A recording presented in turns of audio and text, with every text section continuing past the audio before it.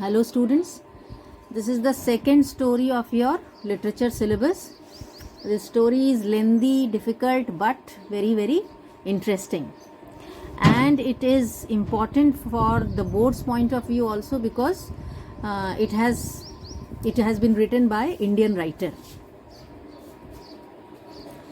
The story starts when Jayanto is the protagonist. Protagonist का मतलब होता है जो मेन लीड में होता है, जो मेजर कैरेक्टर होता है, जिसके इर्द गिर्द सारी स्टोरी चलती है. जैसे सैल्वेटोर में सैल्वेटोर है, तो similarly in this story Jayanto is protagonist. He returns from Bundi. Bundi is a small region in Rajasthan, not as famous as Jaipur, Jodhpur और any other major cities, but this city is famous for Bundi fort. एक Bundi fort है, आप Google पे search करेंगे तो ये city उसके लिए फेमस है. ठीक है, तो जयंतो 31 ईयर्स बाद वापस आता है और तब स्टोरी स्टार्ट करती है. और जो प्रीवियस आपका इंट्रोडक्टरी वीडियो है उसमें बहुत ढेर सारी डिटेल है. और स्टोरी का जो टाइटल है वो बिल्कुल एप्ट है, सूटेबल है. वो इसलिए क्योंकि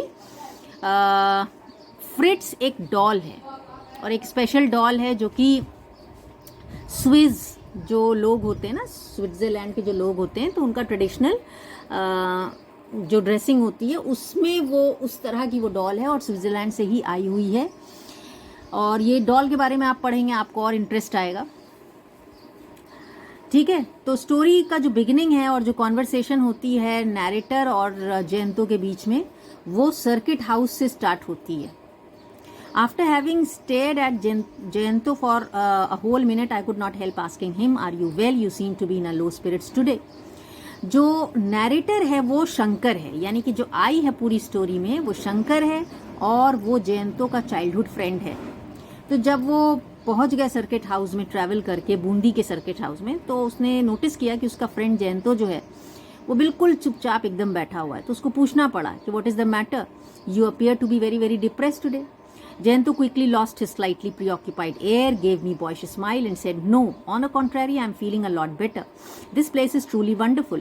लेकिन जयंतो ने जल्दी से उसको स्माइल दी और उसको बोला कि कॉन्ट्ररी का मतलब opposite.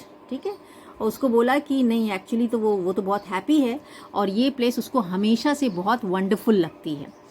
You've been here, didn't you know how good it was? I had nearly forgotten Jayanto's side. Now some of my memories are coming back slowly. The bungalow certainly appears unchanged. I can even recognize some of the old furniture, such as these cane chairs and tables. तो शंकर ने उससे पूछा कि तुम यहाँ के बारे में कुछ बताओ, तुम तो यहाँ सेकेंड टाइम विजिट कर रहे हो. लेकिन क्योंकि जयंतो 31 ईयर्स के बाद आया था तो he could hardly remember anything, but he said कि उसकी जो मेमोरीज है, जो याददाश्त है, वो धीरे धीरे वापस आ रही है. ये जो बंगलो है, सर्किट हाउस को बोल रहा है, वो अभी तक अनचेंज्ड है. कुछ पुराना फर्नीचर है जो केन का बना हुआ है, चेयर्स और टेबल्स, वो बिल्कुल एज इट इज हैं. The bearer came in with tea and biscuits on a tray. I poured. तभी पोर्टर आ गया, वेटर आ गया और वो चाय और बिस्किट लेकर के आया. तब शंकर ने उससे पूछा कि तुम लास्ट टाइम यहाँ पे कब आए थे.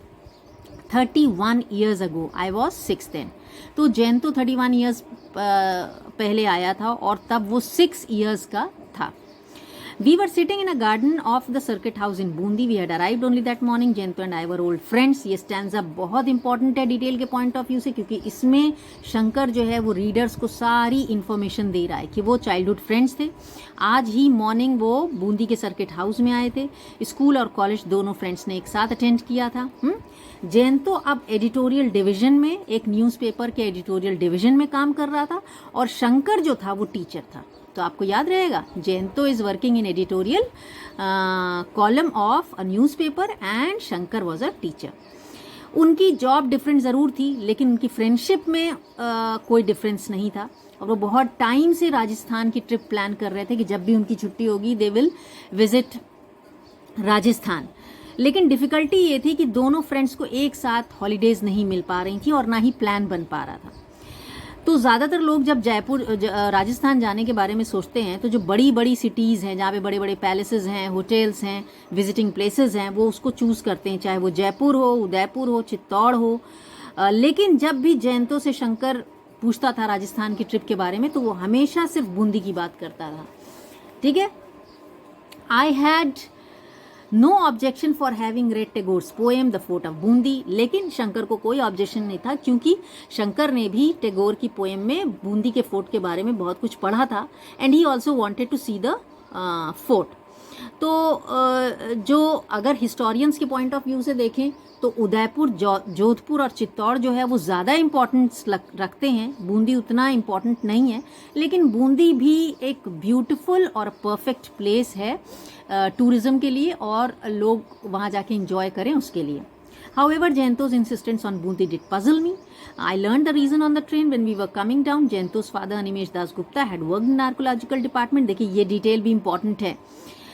जयंतो का जो लगातार वो प्रेशराइज कर रहा था कि उसको वो बूंदी ही जाना है, बूंदी ही जाना है, तो ये चीज़ जो है वो शंकर को थोड़ा सा कंफ्यूज कर रही थी। लेकिन तब ट्रेन पे उसको इसका रीज़न पता चला और वो रीज़न ये था कि जयंतो के फादर, जिनका नेम अनिमेश दास गुप्ता था, वो आर्कियोलॉजिकल डिपार्टमेंट में थे। ठीक है, आर्कियोलॉजी वो स्टडी होती है जिसमें आप हिस्टोरिकल बैकग्राउंड के बारे में पढ़ते हैं, हिस्टोरिकल बिल्डिंग्स के बारे में पढ़ते हैं, जिसको हिंदी में पुरातत्व विभाग बोलते हैं।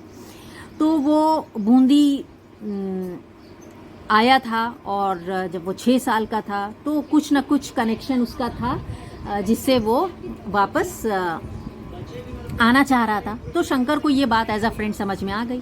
The circuit house was really rather splendid. Splendid का मतलब होता है ग्रेट, ब्यूटिफुल।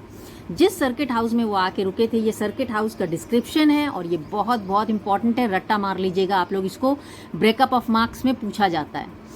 तो जो सर्किट हाउस था वो बहुत ही ब्यूटीफुल था क्योंकि ब्रिटिशर्स ने बनवाया था। आपको पता है ब्रिटिशर्स जितनी चीज़ें बनवा के गए हैं, चाहे ब्रिटिशर्स हों चाहे मुगल हों, वो आज के टाइम में भी बहुत ही ब्यूटीफुल, ग्रैंड और स्प्लेंडेड हैं। और कम से कम 100 ईयर्स ओल्ड था, सिंगल स्टोरी था, डैंगलिंग रोप्स थे, मतलब स्काईलाइट्स लगे थे, शैंडलर्स लगे थे और बड़ा सा वेरांडा था। हाँ, सामने एक ह्यूज गार्डन था जिसमें रोजेज थे, रोज़ के ज़्यादातर वैरायटी लगी हुई थी और ट्रीज़ भी वहाँ पे थे, जिसमें नैरेटर जो है वो बोल रहा है कि सब जैसे जो पुराने टाइप के जो पेड़ होते हैं जैसे बरगद वगैरह के, वो लगे हुए थे। कोई रेफरेंस नहीं दिया है स्पेशल।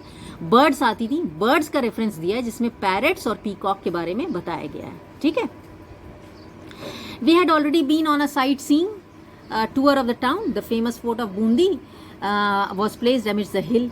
तो वो जिस पर्पस से वहाँ पे आए थे वो था बूंदी फोर्ट को देखने जाने के लिए। तो वो पहाड़ों के बीच में बना हुआ था, हिल्स के बीच में। We had a closer look, the only reminders of modern times were the electric poles.